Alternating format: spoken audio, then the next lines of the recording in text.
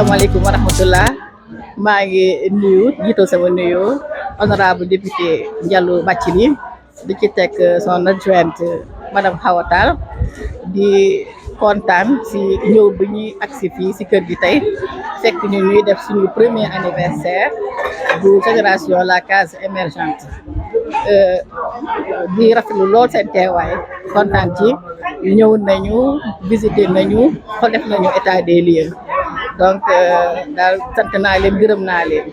ñëw nañu tamit ànd ak seen doole parce que depuis démb la ñu ñëw installé fi bâche bi def fi yu baax yu bëri jërë ngeen jëf association bi nag 1 an la am tey bi ñu ko dooree safar la woon tey ñi ngi ci safar bi jot nañ fi def quelques activités yu nga xamante ne sax xeeb nañ ko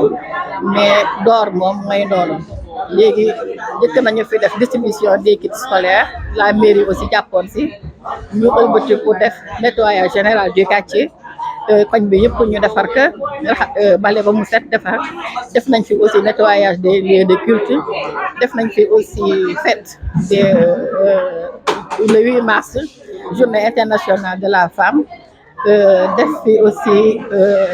vraiment ay activités yu nga xamante ni daal xeeb nañ ko mais xeebuñu ko maa ngi leen di présenté waale aussi sama premier vice président muy Bamba Fall mi ngi ñëw taxaw xam naa moom sama war a indi kàddu yi man daal sant naa la mairie pavage bi aussi mi ngi ne ñoom ñoo ko def liggéey nañu ci 1 an bi loolu yëpp ci 1 an bi maa leen di sant di leen gërëm bu baax. 1 an bi da ngeen choisir def don de sang lu tax ngeen choisir. waaw dañu choisir def don de sang ndaxte gis nañ ne hôpitaux yi soxla nañu ko ndax maladie ak brûlé yi ak drépanocytaires yi ak les accidentés ak aussi les femmes qui accouchent donc ñu ne premier anniversaire bi pourquoi pas un don de sang mu nekk un acte très noble ñoom ñëpp tamit ñu wuyu ñu si jërë ngeen jëf. lan mooy perspective yi. bon perspective bi actuellement mooy dañuy jëm ci rentrée scolaire donc dañuy préparer les kits donc mu war a nekk suñu 2e édition boobu moo nekk suñu perspective prochaine. Khady Ngom di nuyu bu baax équipe bi ñu fi fekk yëpp ak sa association bi vraiment acte bi ngeen def nii acte bu noble la parce que en général ci dépistage yi nii si la ñuy gis ay maladies yu bëri yoo xam ne xamoo ko woon sa biir yaram donc na am une suivi après nit ñi aussi ñëwaat jëlaat seen ay résultats et tout ñu ci war a faju ci ñi nga xamante ni aussi dons yi dinañ ko mën yóbbu si yenn hôpitaux yi pour surtout femmes yi nga xamante ni bi dañuy accoucher dañ koy faral di soxla et tout vraiment kontaan nañ ci torop ñu ànd ak honorable député aussi madame Ndiallo Bathily di ko félicité waat vraiment di ko encouragé aussi di ko xamal que ne que askan wi fal nañu te am na liggéey bu mag bu koy xaar ci assemblée incha allah di ñaan yàlla oyofal yan bi ñuy wax si turu mairie parce que adjointe au maire la xam naa si kanam tuuti du ñàkk monsieur le maire dina fi jaar parce que moom activité boo xam ne dañ koy taxawal ci commune bi day faral di fa jaar di fa teew te xam naa incha allah d'ici peu de temps dinañ organiser des séances d'échange avec la population chaque commune ñu def fa genre organisation te débat bu ko defee quartier bu nekk wax lan lay xaar ci ñun ci cadre de vie ci lépp incha allah rabbi ndax ren comme niñ koy waxee équipe bi dañoo fas yéene taxaw rien que rek pour liggéeyal la population incha allah rabbi te bu si ñëpp jàppee dina sotti ñu leen di ñaan daal lii nay faral di am parce que vraiment lu baax la te xam naa ne ñeneen dinañ leen suivre. en tant que représentant de l'autorité municipale. lan moo war a nekk seen taxawaay ci wetu association yu mel nii. suñu taxawaay mooy que ne que lépp luñ ci sumb rek ñu wax ñu ko à temps dañ ciy jàpp 100% parce que association yi mooy gën a suqali gox parce que yow fi nga toog ci mairie ba tey présidente bi par exemple li xew ci koñom yëpp dina ko xam suñuy soumettre ko monsieur le maire bu ko defee képp koo xam ne moo war a doxal liggéey boobu da koy teg ci loxam incha allah. waaw salaamaaleykum maay honorable député Ndiallo Bathily représente nekk en même temps présidente commission santé hygiène et prévention bu mairie Dieuppeul Derklé xam naa di am kontaan di taxaw fii di ñëw fekk si suñu naataango madame Awa Ngom nekk Khadijatou Ngom nekk présidente association la case émergente ñu organiser benn activité bu am solo muy don de sang ñu kontaan si trop ñu wax ñu ko ñun tamit ñu am kontaan ñëw fekk leen fi pour jëmmal ko di leen si féliciter di leen si encourager ndax ñëpp xam nañ ne centre national de transfusion sanguine seen réserve dafa wàcc donc mag yaa ngi soxla deret femme enceinte yi ñu ngi soxla deret ainsi de suite donc activité yu mel nii dañ ko war a encourager te bu fekkee gox bu ñu dem association ba fa ne organiser na lu mel nii je pense que du nekkati lu ñuy jooy ci dëkk bi donc ñu ngi leen si féliciter bu baax di leen si encourager ñun initiative yi dañuy sawar di si jàpp loolooy waral tey suñu tànk ñu ñëw wan leen ne que ne ànd nañoo ak ñoom ci bés bi kontaan nañ ci torop di ñaan yàlla mu continuer ñu ngi suivre aussi seen activités yi ñuy def yëpp di leen si encourager bu baax baax di leen wax ne que ne mairie bi taxaw na pour lépp loo xamante ne rek ñoo ngi koy organiser fii dinañ ñëw bokk kook ñoom jàppale leen ba mu am réussite ci kàttanu yàlla. En tant que présidente commission santé justement. est-ce que prévoir ngeen dem seeti population pour di leen encourager ci activités yi mel nii comme don de sang yi nii par exemple ak yeneen activités sanitaires yi ñu waaw parce que boo xoolee sax ñun bi ñu démarré suñu activité en tant que commission santé don de sang lu ñu njëkk def le 16 août bii passé organisé nañ don de sang fële sa jëppal mu nekk lu am réussite. moo tax liñ ko bëggoon joxe exemple boobu justement moo tax ñu def ko donc bu ñu toogee presque 2 mois après ñu gis ne am na beneen 1 mois après sax am na beneen association bu nekk fii bu koy organiser waat dañ siy kontaan di ñaan yàlla yeneen association yi nekk si biir commune bi tamit ñoom ñu def pare ak feneen loolu dañ si sawar te du yem si don de sang rek ndax dañu wax santé hygiène prévention fépp foo xamal lépp loo xamante ne activité la buy dellu si wàllu wér-gu-yaram jëm si population bi ñun dañ si sawar ci yooyu la ñuy dox donc population bi ak fu ñu mënti nekk rek ñun dinañ toog xalaat ci activité boo xamante ne dina améliorer seen wér-gu-yaram loolu daal mooy suñu objectif ak monsieur le maire fas yéene nañ loolu ñu def ko suñu plan d'action ba def si loo xamante ne dina mucc ayib incha allah. Toujours en tant que président de commission santé on va revenir au centre de santé de Derklé. Monsieur le maire tabax na ko localu infirmière wala sage-femme bi. waaw dañu bëggoon xam léegi loolu fan la toll pour que nit ñi femmes yi mën a accoucher foofu léegi. waaw loolu tamit dafa nekk projet bu ñu ñor actuellement nii mooy maternité bi boo xoolee ci finition yi la ñu nekk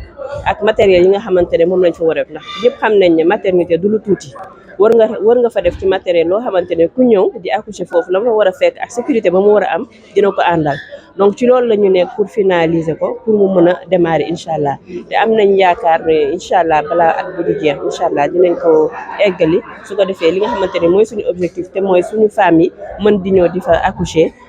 dinañu may ñu mottali ko incha allah mais projet bi avancé na bu baax. daanaka finition yi rek moom moo des si la ñu nekk actuellement. ginnaaw loolu yow député nga koñ bu nga dëkk lan moo war a nekk sa taxawaay ci assemblée nationale bu bees bi nga xamante ni falal na fa ñu xam ne bu passé bu 13e législature am na lu bëri liñ ci wax ñi naa ngi yaakaar ne xëy na bu ngeen ñëwee tey bii yoon dañ leen andi changement bu bëri yéen lan moo war a nekk sa taxawaay. waaw suñu taxawaay moom du weesu taxawal fa askan bi loolu mooy suñu objectif ndax askan bi actuellement ñoom dañoo sonn. waaw social bi dafa côté social surtout dañoo sonn ñi ngi wax ci wàllu dund bi dafa cher ñi ngi wax ci wàllu location bi dafa cher ñun loolu moo fay suñu taxawaay c'est-à-dire mbébétu askan bi moo ñu fa yóbbu xool naka la ñuy améliorer seen condition de vie li nga xamante ne ñoom la ñuy ñaxtu ñu xool ñun naka lañ koy améliorer dox fa seeni intérêt loolu daal moo ñu fa tax a jóg moo tax suñu projet mooy projet askan bi suñuy réalisation mooy askan bi li nga xamante ne moom lañ bëgg ñu dox si ñun ñu défendre leen foofu loolu du ko weesu waaw moo tax bépp projet de loi boo xamante ne war nañ ko mun def pour ñoom ñu gisi seen bopp si kàttanu yàlla dinañ ko fa def loolu daal moom mooy suñu objectif foofu di ñaan yàlla nag mu may ñu kàttan ba nañ ko bëggee bu ñu demee incha allah ñu réaliser ko. asalaamaaleykum mbooloo mi man maa ngi tudd Bamba Fall nekk vice-président général à la génération la case émergente association bi nag ñu ngi ko taxawal ci mois de safar bi passé kon donc ñu ngi fêté suñu 1 an ci tey jii mu tombé ak ñu organiser benn journée boo xamante ni don de sang la pour jaamu ci yàlla pour jàmpale ñi nga xamante ni maanaam ñi ngi ci hôpital yi te d'autant plus que nee nañu banque de sang yi dafa vide donc kon lii suñu contribution la pour ñu jéem ko remplir. gis nañ ne association bi 1 an rek la def mais def na jéego yu bëri fan lay tiré moyens yi ak mobilisation yi pour mën a def lu mel noonu. waaw association bi ku nekk am xam na association lu muy dundee mooy vente de carte ak bonne volonté yi ñëw jàppale ñu ci loolu la ñuy tiré suñuy fonds pour mën a organiser li ñuy organiser yàlla nag moo ñu booleel ay nit yoo xamante ni wax dëgg yàlla dañuy dund ci social te lépp lu ñu am tamit social da cee am wàll ñooñu tamit ñi ngi suñu ginnaaw ba fépp lu ñu bëgg a def rek buñ leen seetee pour wax leen ko rek dañ ci taxaw ak à 100% ak plus li nga xamante ni moom la membre yi di cotiser chaque mois waaye li ñuy cotiser mun nañu amul solo parce que 1000 francs par mois la donc waaye xeebuñu ko ndax ku nekk sa ñaq ngay jël di ci def pour ñu mën a lijjanti li nga xamante ni moom la ñu bëgg a organiser. waaw association bu mel nii mën nañu wax ni association d'utilité publique parce que mi ngi def loo xamante ni mi ngi dem ci askan bi ci presque wuutu presque autorité publique bi di mairie bi lan ngeen di xaar ci mairie bi justement pour accompagnement bi leen war a defal leen. waaw mairie bi liñ ciy xaar mun naa ni lu bëri la parce que ñun doomu gox bi lañu te ñoom tamit doomu gox bi lañu te seen xalaat ak seen lépp muy lu jëmale gox bi kanam kon ñun dañuy ñëw rek jàppale leen ci seen liggéey ndax xam nañ ni ñoom ñi ngi def li leen war ndax fi ñu taxaw nii mun nañ ni mooy koñ bi nga xamante ni defe naa ni moo gën a yaatu ci koñ ñi pavé te biñ koy def wax dëgg yàlla dañ ko def ak plaisir def ko ak yéene def ko niñ ko war a defee donc kon ñun suñu xalaat ak suñu yéene lépp mooy lépp lu maire bi nekk rek ñu nekk ci fi nga xamante ni maire bi jotewu fa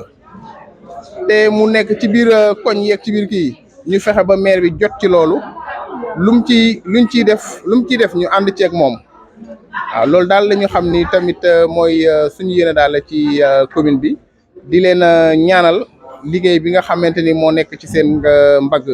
yàlla oyofal ko ba li ñu bëgg a liggéeyal askanu Dieuppeul Derklé ñu def ko ci kàttanu yàlla. au-delà mairie bi ban appel ngeen lancé yeneen autorité bu nekk ci commune bi wax na yàlla may na ko mu mën ko pour mu mën leen ñëw jàppale. waaw appel bi may lancé defe naa ni comme moom la ñëpp di lancé présidente wax na ko madame l'honorable député wax na ko ak deuxième vice kii ci mairie bi muy loo xamante ni ñun ñëpp ko bokk ndax mun naa ni gox bi suñu gox la su baaxee ñun la baaxal su bonee ñun la bonal te kenn du jóge fenn ñëw duñu ko defaral donc kon ñu ñoo war a nekk les premiers taxawu suñu gox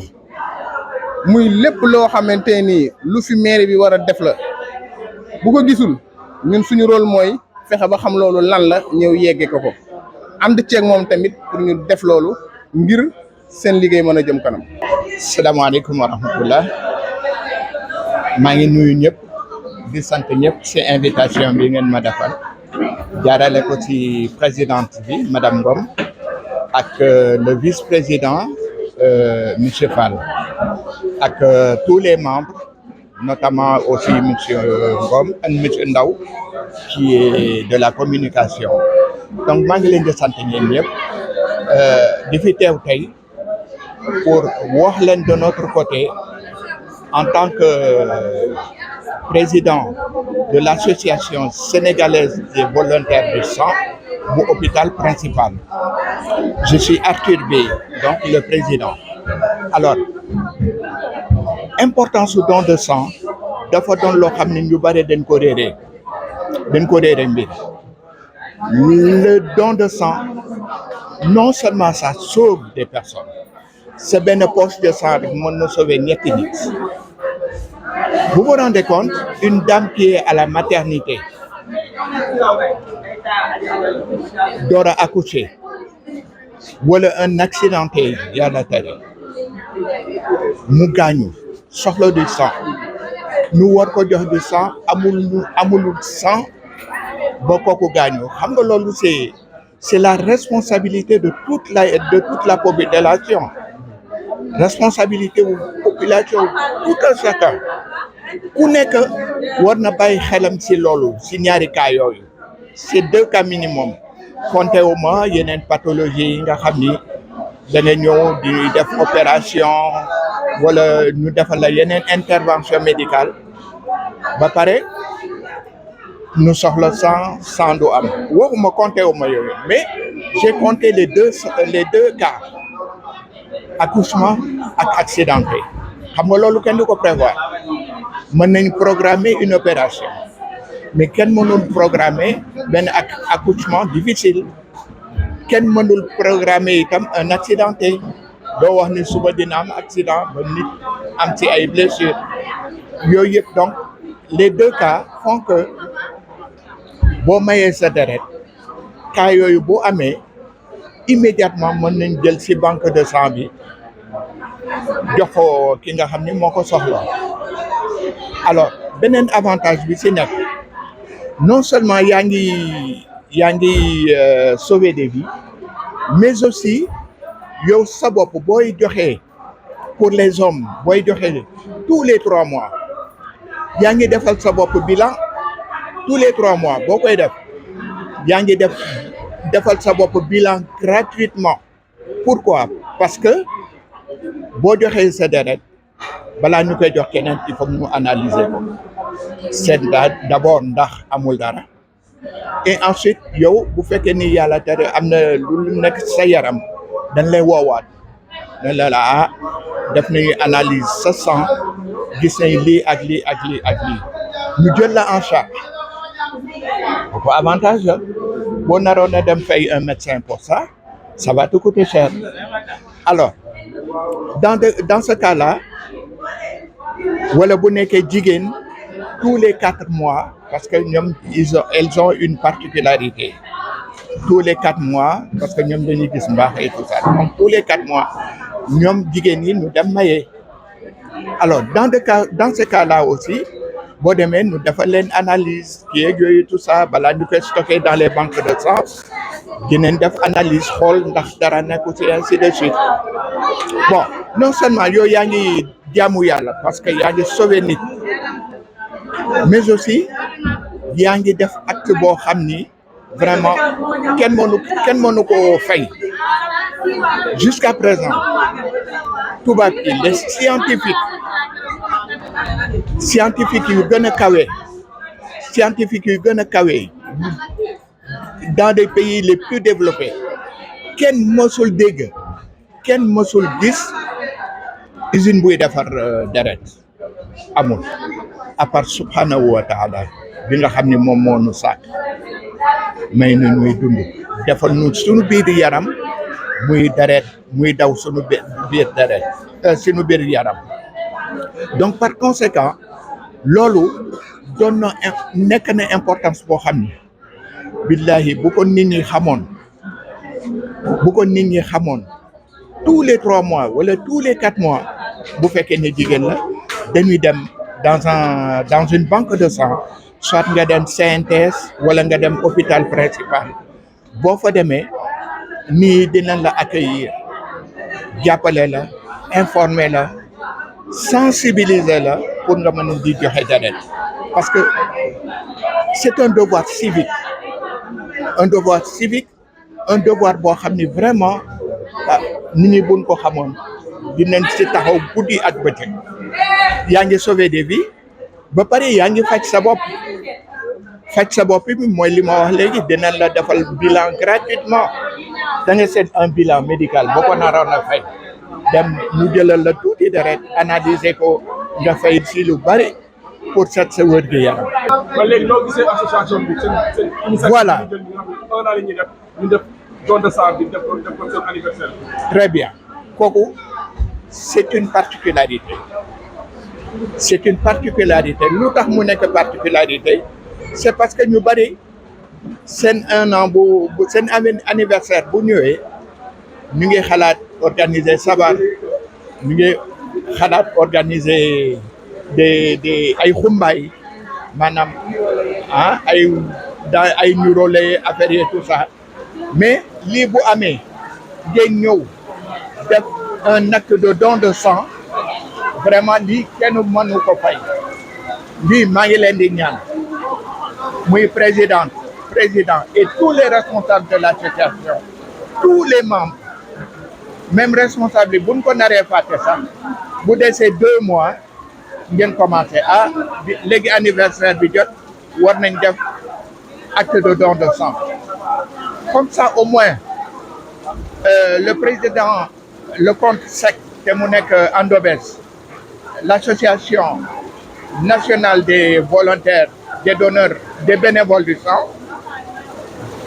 ñoom itam ak ki ñuy wax Arthur Bey mooy moi-même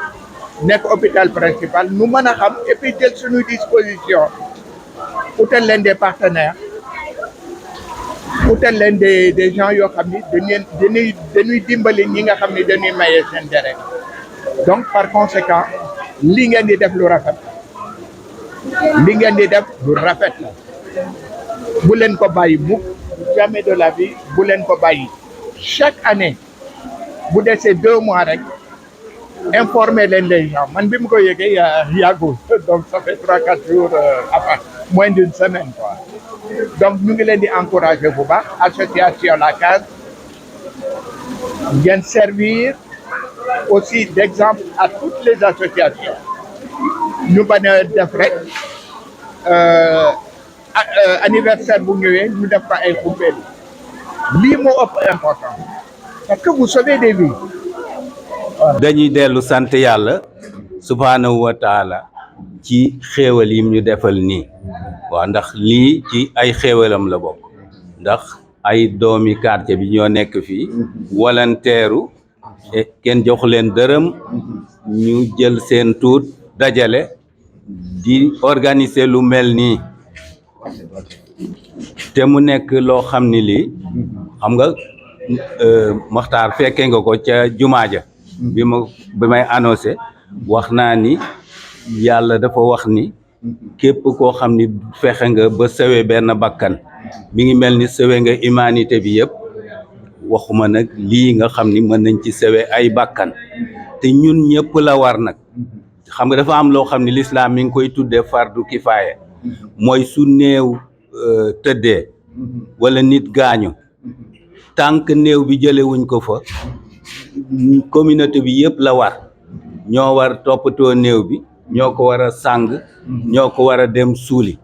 mais su fekkee dafa am ñoo xam ne ñi dañoo walanteeru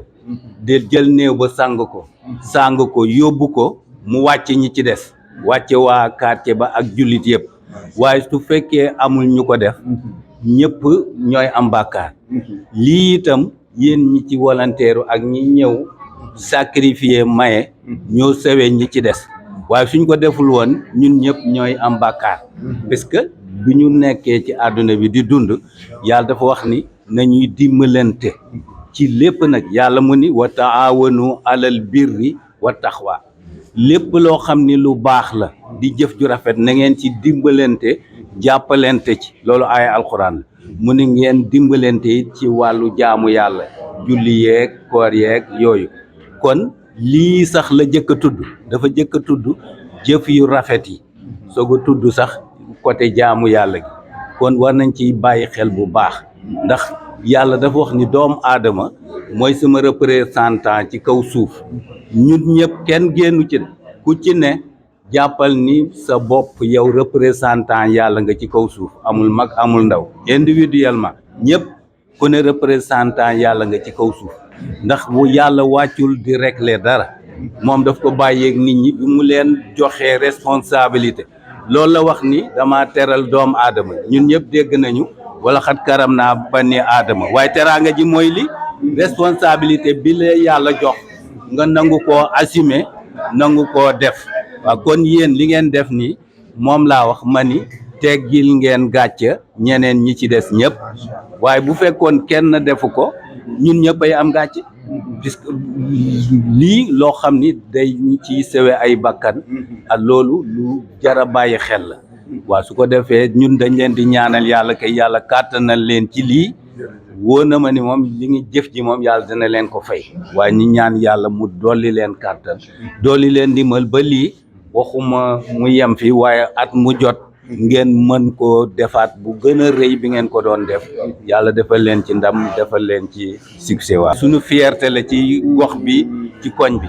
moom it ak ñi koy jàppale ñëpp comme baaba mi moom toujours maa ngi koy wax day ñëw jàkk ja tangu Covid bi indi ay matériels yu bari def foofu am na daal ñoo xam ne ñi ngi def lu baax ci kaw suuf ci suuf te duñ ko wax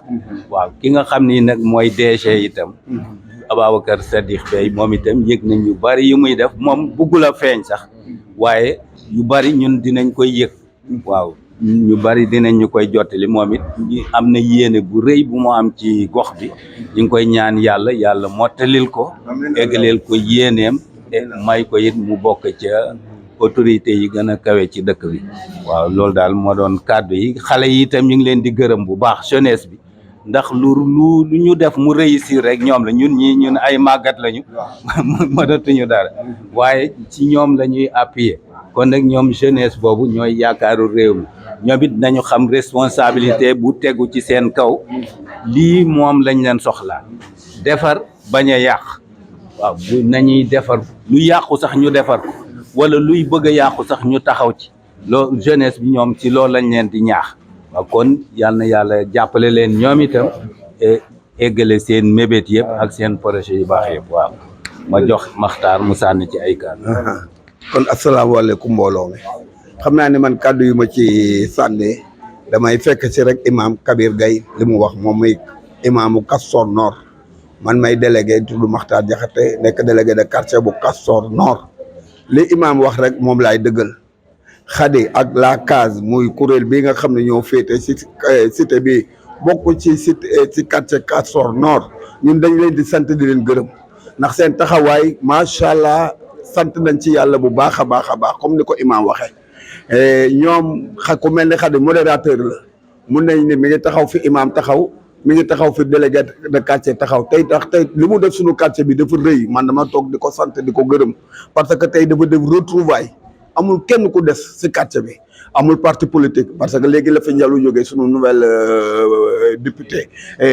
madame kii le maire deuxième adjoint maire léegi la fi jógee kon quartier bi yëpp dañu fi taxaw amul parti politique amul tarixa amul mag ñi màgget ñi xale yi ñëpp da leen dajale ñu toog fii presque mun nañ ne yellu la ndax soo ba léegi ñu ngi fi toog di changé di waxtaan ci wàllu diine wàllu politique kon xam ne daal loolu moom dañu koy rafetlu bu baax a baax macha allah ci taxawaay li ci imam wax nag ci wàllu maye deret moom foo ko natt rek weesu na fa wàllu maye deret foo ko natt rek weesu na fa parce que actuellement ñiy wasin comme ni ko suñu doyen mi ngi nii toog Arthur Bey nga xam ne mooy président des donneurs de sang du Sénégal mooy président interviewé nañu ko léegi wax na léegi mu nekk suñu biir quartier aussi loolu fierté la yooyu dafa neex moom mooy président des donneurs de sang bu niveau national yooyu dafa neex ñu ngi tere kooku sunu imam di Pape Diop aussi jógee Castor bële muy Castor Sud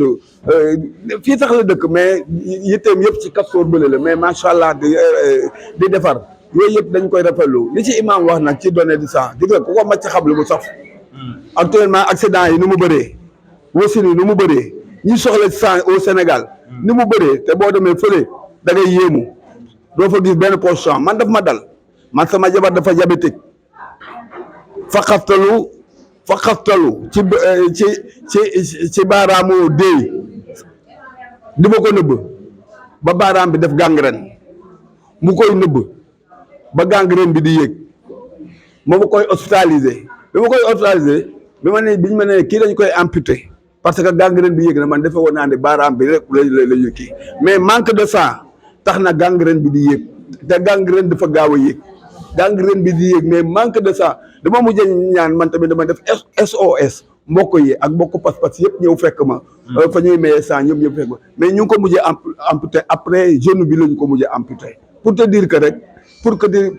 rek maye sang li muy jëriñ yow li ngay yow da ngay maye rek mais li muy jur après yow xamula ko kon nag lii daal la ñuy ñaan yàlla lii ñu def ren déwén yàlla nañu def lu ko ëpp yàlla nañu yàlla may wér ak kattan ba ñu fekkee ko déwén ba fii ngeen teg seen tànk daal yàlla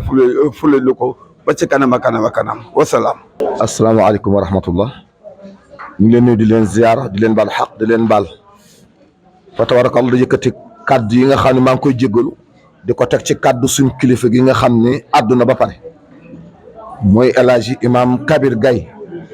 fa tabarakallah di imam ratib tabarakallah juma Ngayeen bii nga xam ne comme ni ko délégué waxe Kastoor yëpp benn la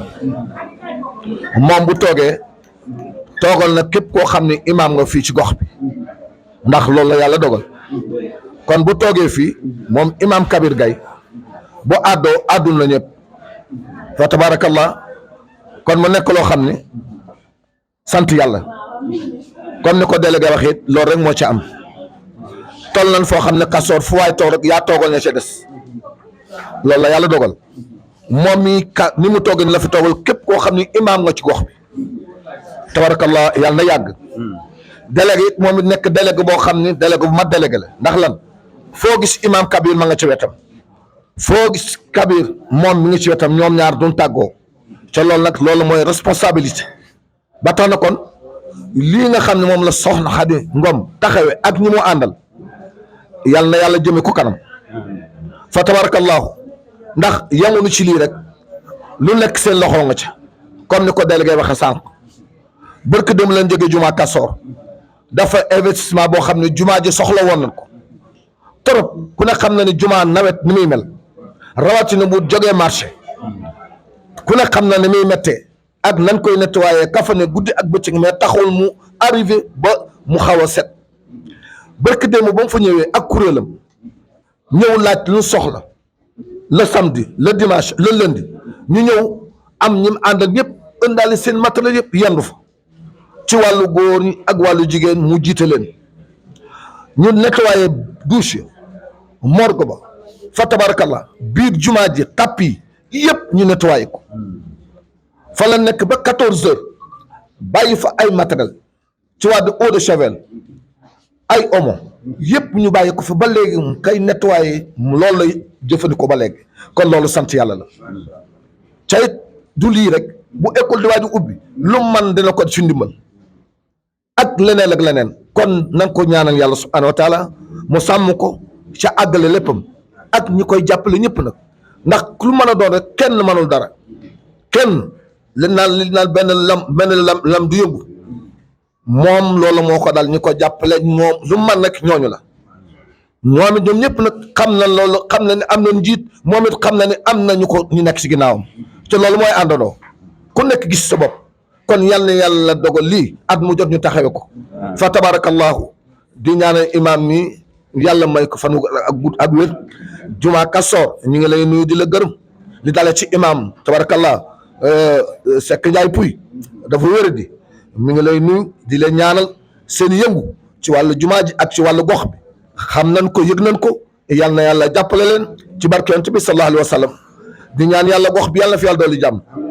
ak salaam am koo xam ne tey bu wéroon tey jii kenn du ko fi jiitu muy El Hadji Adama Ndaw di kenn ci gox bi ñu yàgg loolu tabarakallah soxnaa na ma ngi ni toog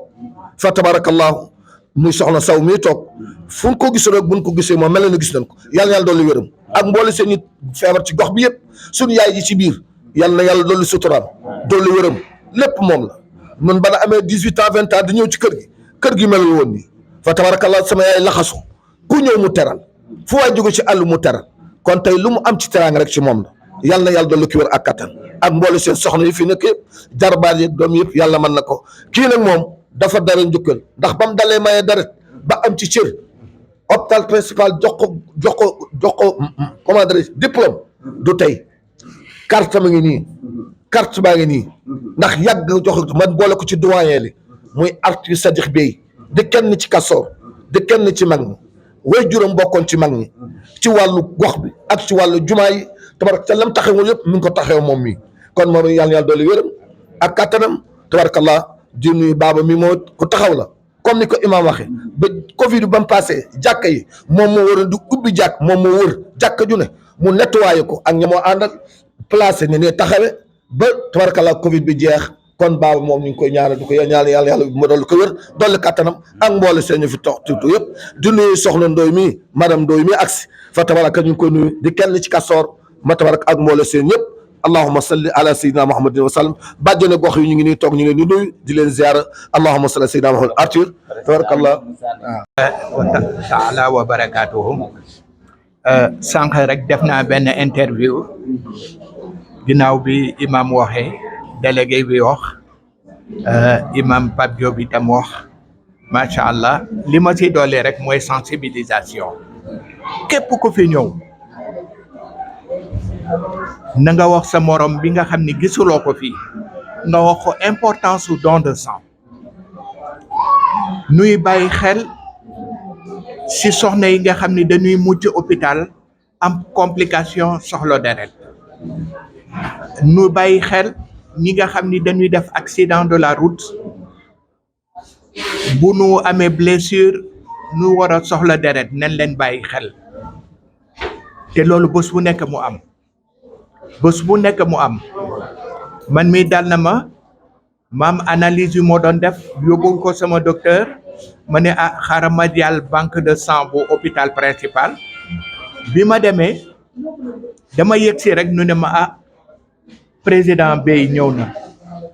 te soxna si nekk hôpital nekk maternité soxla deret ñoom ñaar ñoo bokk groupe noonu laa tàllalee sama loxo ñu jël deret si man analyser ko yóbbul ko rapidement parce que bu nu toogoon di décongeler deret bi defaat analyse yóbbul ko dina taat rek waaye noonu la ma yàlla baaxee dama tàllal sama loxo ñu jël li ñuy jël yóbbul ko soxna si ba yàlla defal ko jàmm alhamdulilah te du tere kii ngay may doo ko xam ki la may deret doo ko xam ba abadan parce que kooku c'est confidentiel mooy règle numéro 1 yow ki ngay maye deret du la xam ki ngay may du la xam donc loolu jaamu yàlla la wax naa ko fi sànq loolu jaamu yàlla la imam wax na ko jaamu yàlla la nañ si taxaw koo leen xam muy mbokk muy lu mu mën si doon itam na ngeen fexe ba waxoo affaire don de sang mooy lan nee naa leen am na ñaari avantage yu si am boo joxee deret di nga am gratuitement tous les 3 mois boo joxee deret bu fekkee ni góor nga tous les 3 mois boo ko joxee am nga loo xam ni moom lañ tuddee moom la ñu tuddee bilan médical si sa yaram boo joxee ba pare dañuy saytu sa deret xool li si nekk bu fekkee ni am na dara nu woo la jël la en charge faj la bu amul dara nga xam ni itam deret bi nga mayee sauvé nga si ay nit bu nekkee ay jigéen itam ñoom ñeenti weer yu nekk war nañu maye les dames ba jusqu'à l'âge de 60 ans macha allah donc ñaari mbir yooyu rek war na tax ñii di maye di xalaat accidenté di xalaat soxna yi di nekk en accouchement ba pare na xalaat yow avantage mi nga am mooy bilan bi lay defal gratuitement ba pare nag bu fekkee ni am na daanoon nu faj la loolu yëpp kii la kon nag nañu capter sunu attention yëpp ci sensibilisation ku fi ñëwul tey boo dajeeg moom ëllëg ne ko démb maa ngi yoon ci banque don de sang def nañ lii ak lii waaye nag don de sang lu baax la parce que jaamu yàlla la avant muy nekk wàllu médecine jaamu yàlla loolu jaamu yàlla la imaam a ngi nii mën na leen ko wax jaamu yàlla la parce que sauver nit rek imaam wax na ko léegi sauver nit loolu kenn mënu ko liggéey yàlla moo lay baaxee rek nga def ko wasalaamualeykum wa rahmatullahi taala wa barakaatu. comme ni ko monsieur Bey waxee xamal que ni képp ku mayee benn poche de sang sauver nga ñetti nit te ku sauver benn nit rek defe naa ni li ci yàlla wax loolu imam wax na ko léegi kon nag du ñu def lu dul di gàttal wax ji foofu rek di kontaan lool ci teewaay bi din wax ni ngeen ñaanal rek association bi ndax day dooru jug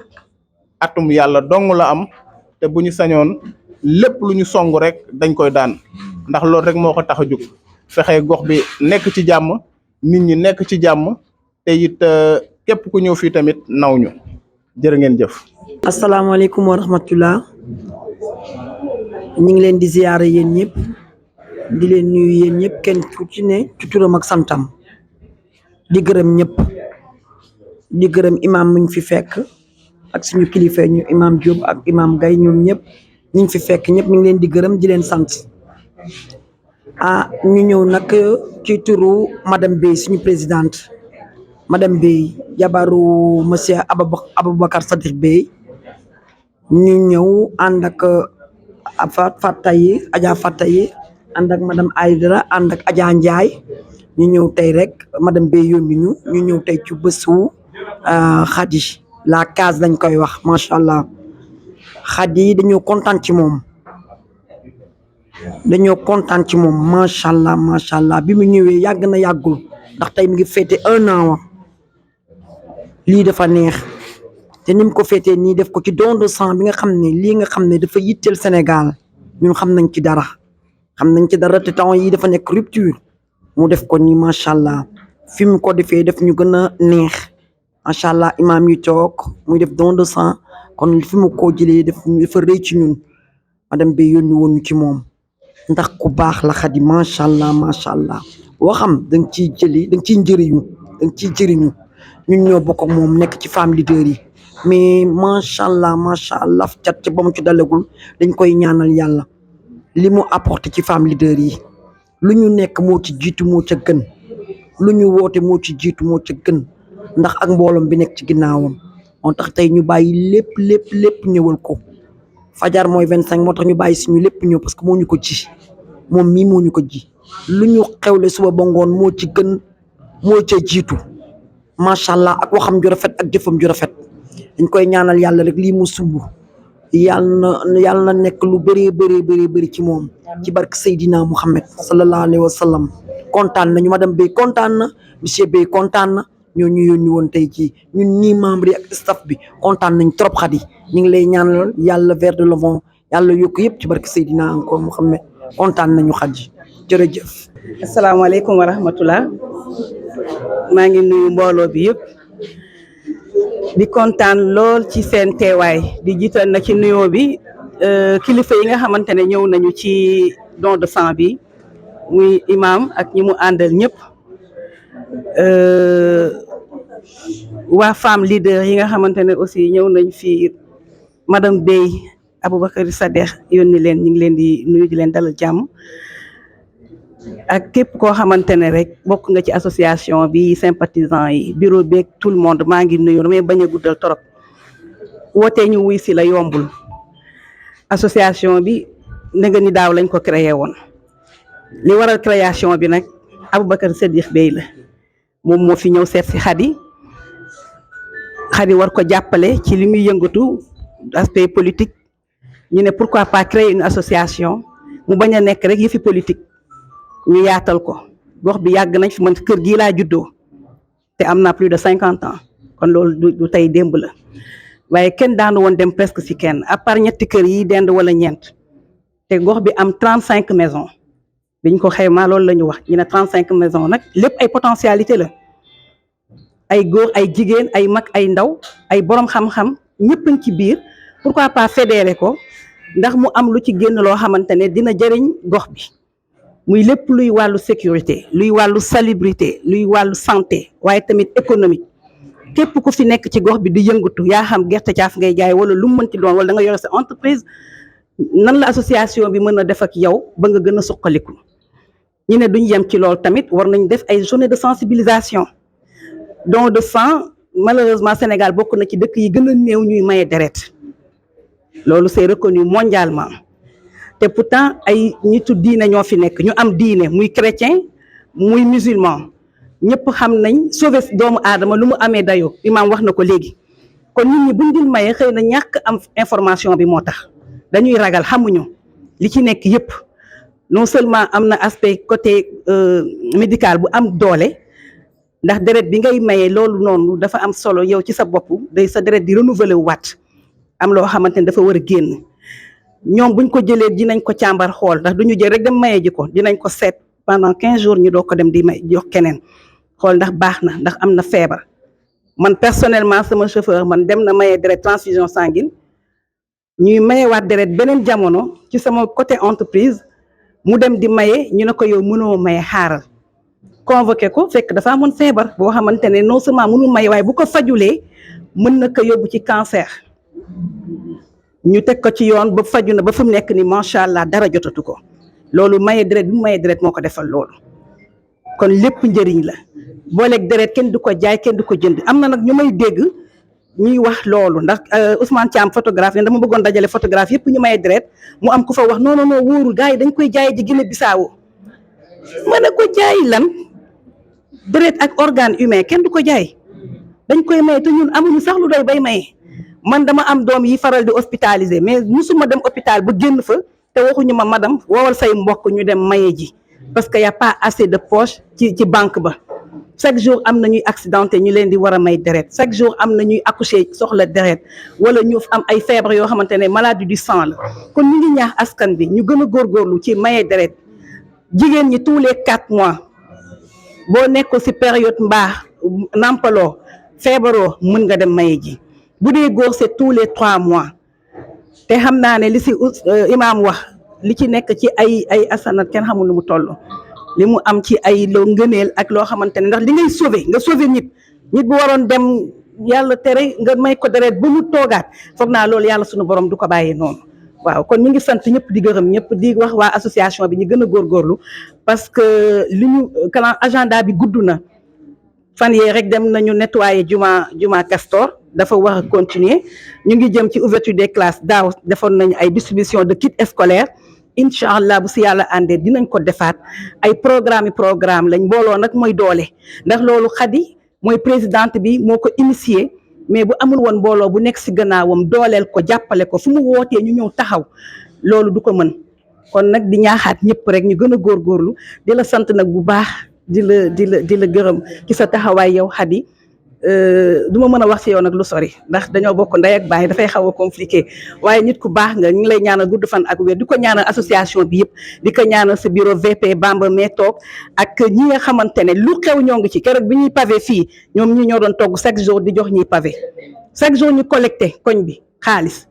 bu dee tey ñu def couscous bu subaa ñu def yaa sa ginaar noonu lañ ko defee pendant plus de 2 mois ak ndékki añ ak ndékki koñ bi di génne xaalis xale yi di ko togg waaw yéen tamit gàcce ngaalaama ñu ngi leen di sant maa ngi sant daal di gërëm ñëpp di wax asalaamaaleykum wa rahmatullah di tuub nag di jéggalu ci guddaay bi. maa ngi nuyoo di jiital nuyoo bi nag imam ak délégué ak ñi fi nekk ñëpp di sant ñëpp nag macha allah di gërëm tamit Khady ndax mënoon naa def activité te duñu woo ñun bàjjen yi waaye ñun koy def activité boo ñu woowulee rek ñu yëg suñu bopp mais kontaan nañ trop macha allah. di ko ñaanal yàlla nag ndax ni ñu fi wax rek dañ koy répété waat di ko ñaanal yàlla lii mu sumb ren yàlla na ko sumb ay at yu bëree bari ci barke yonent bu tedd bi salallaahu alayhi wa sallam kontaan nañ ci moom trop yàlla na yéene yëpp yegg merci kontaan nañ jërëjëf. dañu doon sànni ay kàddu rek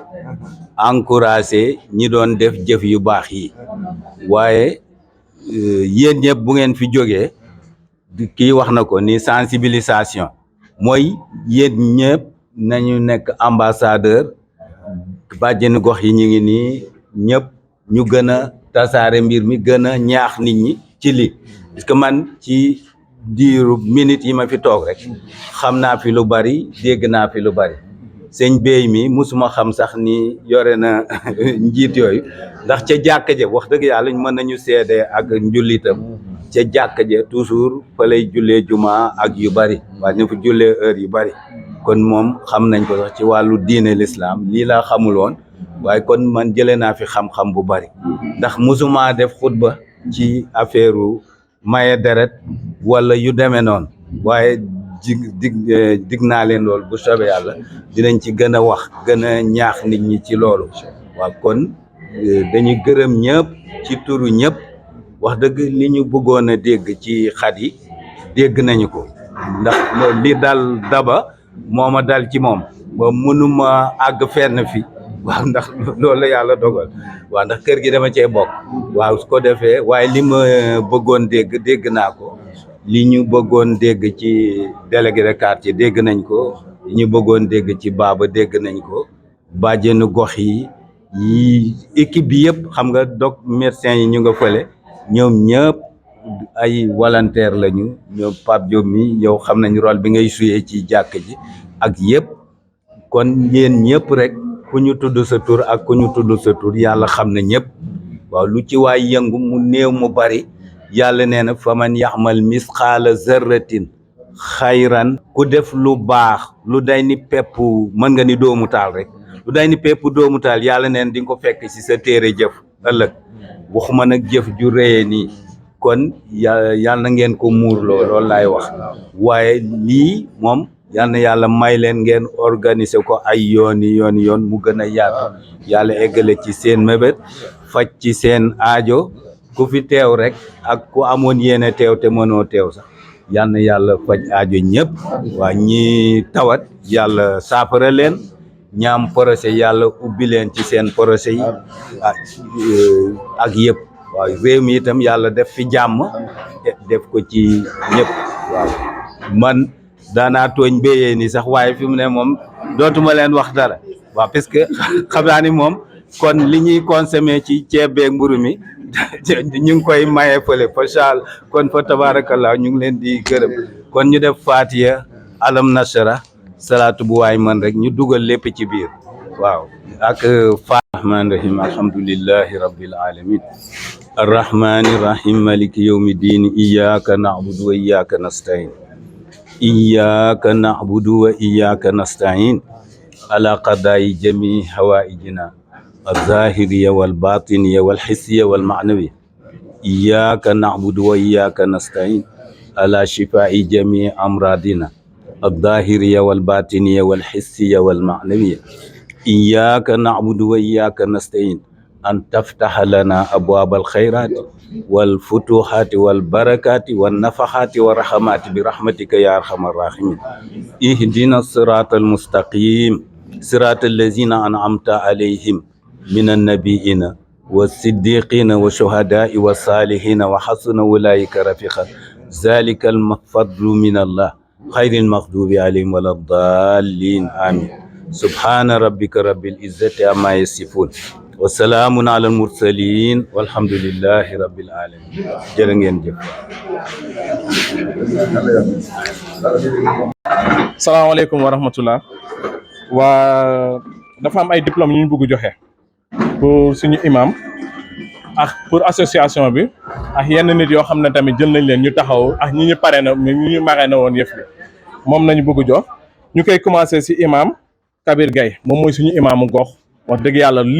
lépp luñ ko oo mu ñëw taxaw si amul tam-xam la amul dara lépp luñ ko wax mu jug daal di ñëw taxaw oyof ba dee moom nañuy ñëkk jox kon président moom moo koy jox ok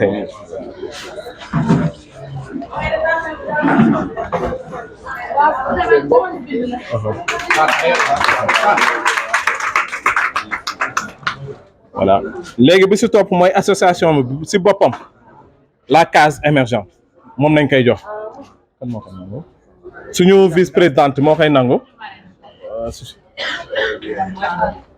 voilà ñu ngi noonu d'accord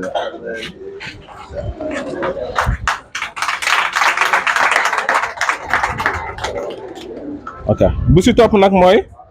suñu présidente moom yaa xam ne moo taxaw lii yëpp macha allah ba lii yëpp am tey wax dëgg yàlla macha très bien mi Khady Ngom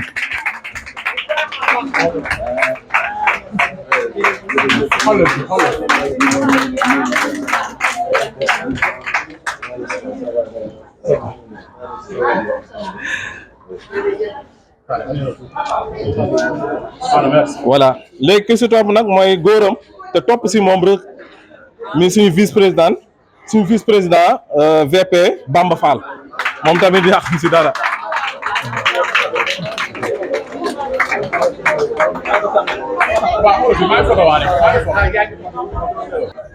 di raktu Khady Ngom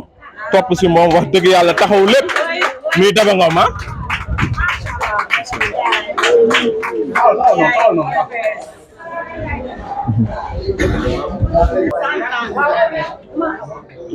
di leen remercier yéen ñëpp surtout Diop mi wax dëgg yàlla ba mu fi ñëwee ba tey mu ngi fi toog di xaar di remercier tamit waa Croix-Rouge waa yàq ñu si dara ba ma leen ooyee nañ ñëw taxaw na ñoom mun nañ si yëpp macha allah si seen président bi mooy Moussa moom moo coiffé jeunesse su Dakar bi yëpp ki moo leen di coiffé.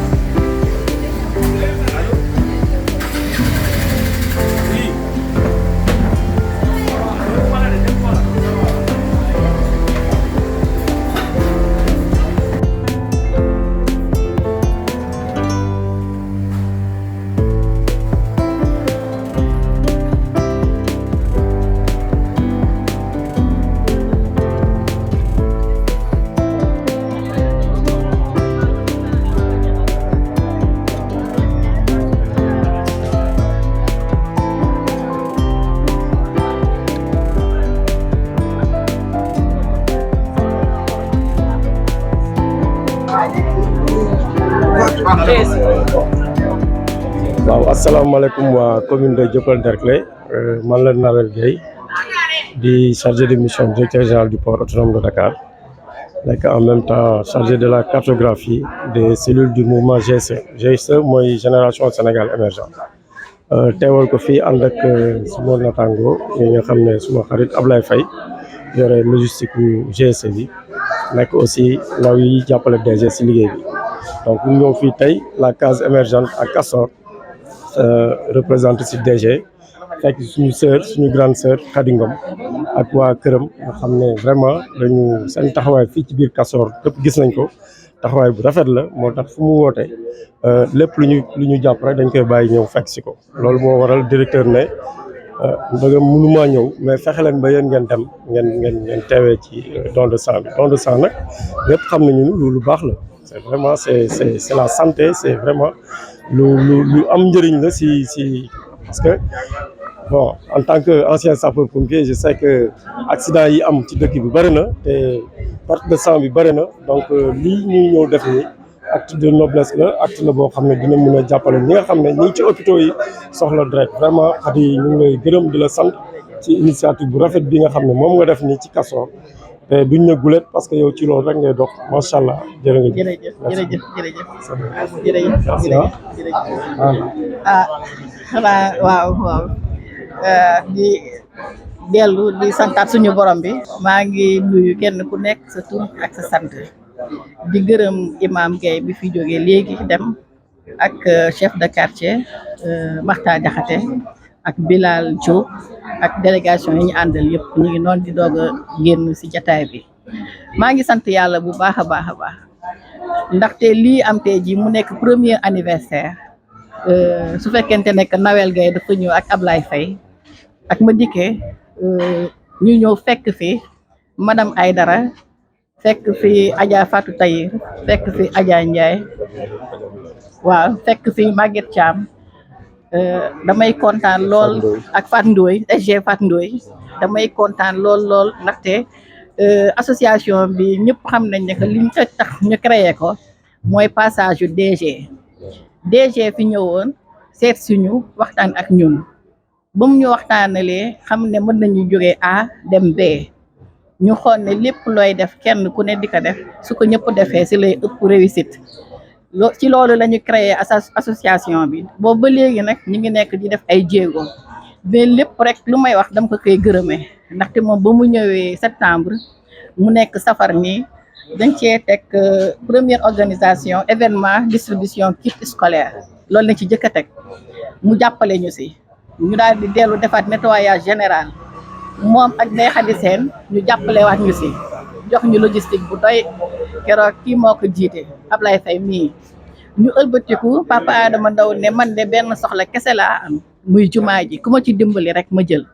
DG jël 5 millions jox ko Nawel woo ma ñu dem yóbbu ko léegi ba ñu si jógee ñu daay def 8 mars mu nekk journée internationale de la femme ba ñu si jógee ñu woote jigéen ñi ñu ne jigéen ñi nañuy woote di daje boobu def jamra biñ ko sosee mu nekk 75 personnes ñu xam ne 75 personnes soo ko jëlee kenn ku nekk benn dimanche bu nekk day gudd ñu daal di koy jël def ko ñetti pàcc dimanche bu nekk 3 femmes gagné loolu yëpp dañ koy gërëmee rek DG ñu daal di ciy jóglu dem si daayira bi ne dafay day def cant maam Fatim Mbacke xaar yàlla mu daal di yónniwaat Nawel mi enveloppe bu rëy ñu dem jox ko loolu yëpp DG dañ ko def ay ndimbal ñu dem ci koor gi mu indil ñu ay ceeb ak dëwlin nag lépp loo xam ne danga koy soxla bi mu defee loolu pare mu ëlbatiku tabaski bi mu joxaat ñu ñetti xar yi mu ne jox leen ko veuve yi ñu daal di koy jox veuve yi bi ñu paree si loolu ñu ne DG mii de liggéey nañu mais nag ba ñu demee ci élection yi ñëpp liggéey nañu mais gis nañ ne résultat yi demee donc dañ koy teg rek ci mbiru suñu boroom daal di sant yàlla DG woon ñu ne ñu gën leen góorgóorlu loolu ñu ngi ci la ñu woote après ñu ne dañuy continuer parce que moo ñu ko jàngal ñu ne nañu dem nettoyer les lieux de culte bi ci jiitu nag mooy jumaay Castor la grande mosquée ndaxte ku ne xam na ne boobu mooy jumaa bi nga xamante ni moo fi gën a mag te dañ ko créé depuis 1954 léegi ñu daal di dem le 15 août bi ñu dem si jumaa ji nettoyer ko daal di jóge ci loolu ne don de sang bi nag mu tombé tey jii mu nekk safar ñu doublé ko moo tax tey ñu jox ñëpp kenn ku nekk ku fi ñëw jox nañ la nga ndékki dem joxe ci sa sang pour sauver des vies soo paree ñoo tam ñu joxaat la sa beneen sandwich ñuy sant yàlla nag tey jii ndax 1 an de plus loolu cant la tey Ablaye Faye su ñëwee taxaw ni délégation am ñëw mairie bi aussi seen délégation yi ñëw ñun dañuy sant yàlla parce que xam nañ ne jóge nañ A dem B léegi xanaa dañuy wutali C rek ndaxte duñu taxaw waaw donc maa ngi gërëm ñëpp di sant ñëpp